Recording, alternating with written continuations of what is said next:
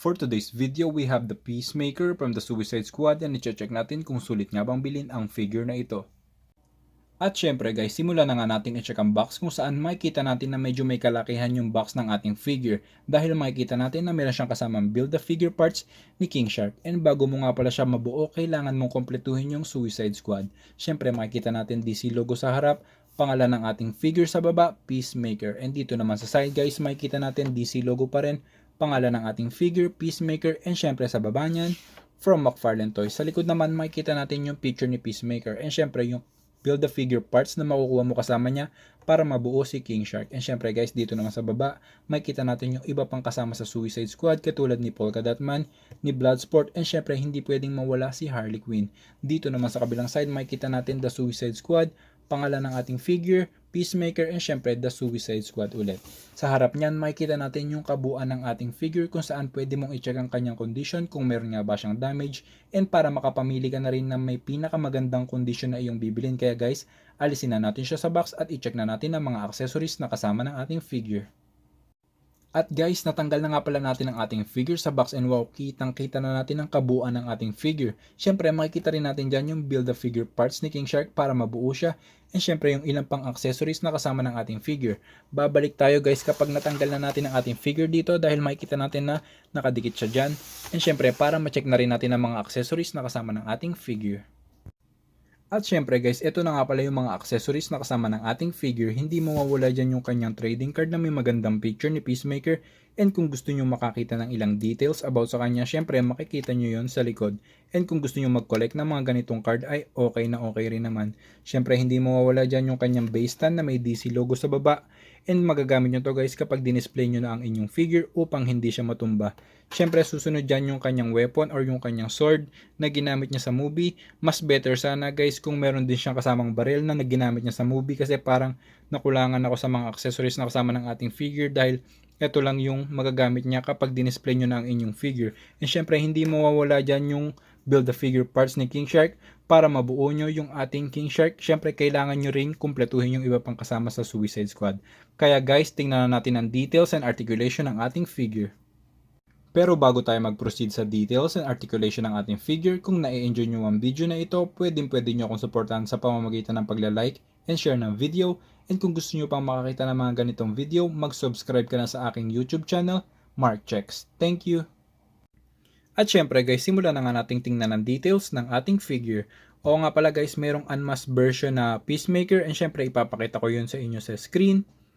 Mas pinili ko lang tong figure na to guys dahil mas gusto ko yung kanyang head sculpt. And kung meron naman kayong budget para bumili ng dalawang figure na ang pinagkaiba lang ay head sculpt ay nasa inyo naman yon guys. And syempre i-check naman natin ang details ng ating figure. Makikita natin dito guys na maganda naman yung pagkakagawa ng details ng ating figure. Makikita natin yung kanyang mata na maganda rin yung pagkakapaint, yung hubog ng kanyang ilong, yung kanyang bibig, and syempre yung pagkakapaint sa kanyang muka hanggang sa kanyang leeg, pati sa kanyang braso. Makikita natin guys, parehas naman yung pagkakakulay. Medyo meron lang konting bangas yung ating figure dito, kaya palagi ko kayong pinapaalalahanan na i-check nyo muna ang inyong figure kung meron ba siyang damage para maiwasan yung mga ganyang issue.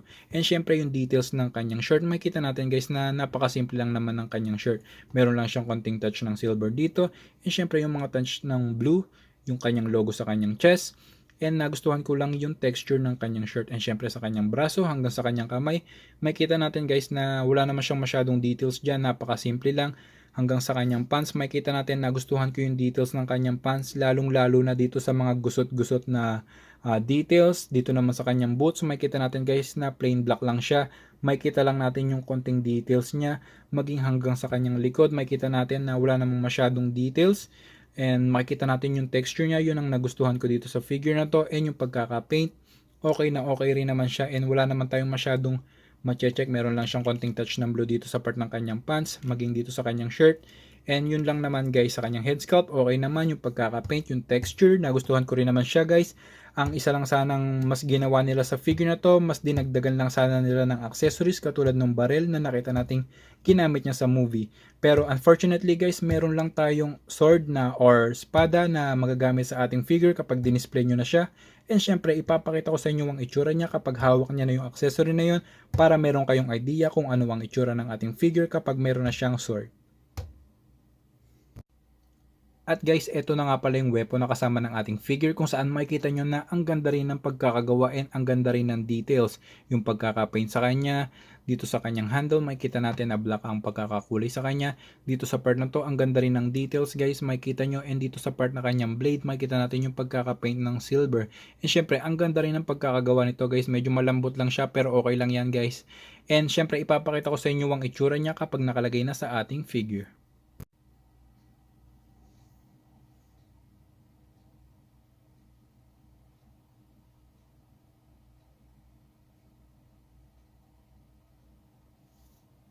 At syempre guys, i-check naman natin ang articulation ng ating figure. Unahin natin yung kanyang head sculpt na pwede mong iangat hanggang dyan. Pwede mo rin siyang ibaba, pwede mong ikaliwat kanan, and pwede ring iikot. Meron din siyang movement na ganito.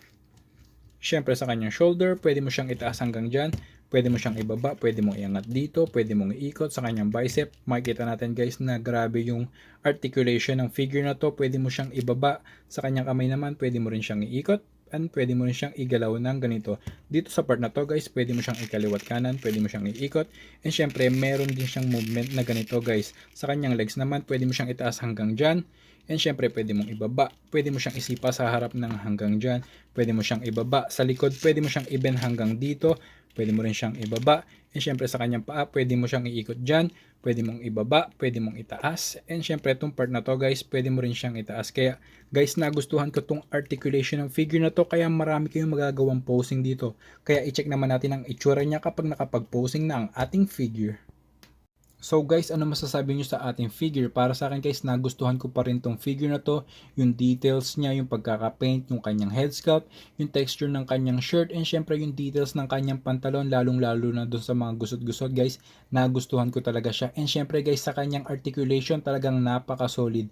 Pero mas better sana guys kung dinagdagan lang nila ng accessories tong ating figure. Medyo nakulangan lang ako dun sa part na yon guys, sa kanyang accessories. Dahil nakita naman natin guys doon sa kanyang movie, meron siyang ginamit na baril. Mas better sana kung dinagdag nila yon. Pero okay na yon guys. At least meron siyang kasamang sword and okay na yon guys. Pero kung nagustuhan nyo itong ating video ngayon guys, pwede na kayong mag-comment and mag-like. And kung gusto nyo ring i-share sa inyong mga friends na mahilig sa laruan, ay pwede rin naman. And kung bago lang kayo sa aking YouTube channel, pwede na kayong mag-subscribe. And kung gusto nyo pang makapanood ng mga videos na kagaya nito, pwede nyo i-like ang ating Facebook page na Mark Checks para maging updated kayo sa mga susunod ko pang i-review at i-upload na videos. Kaya guys, maraming salamat ulit sa panonood at suporta, and ingat!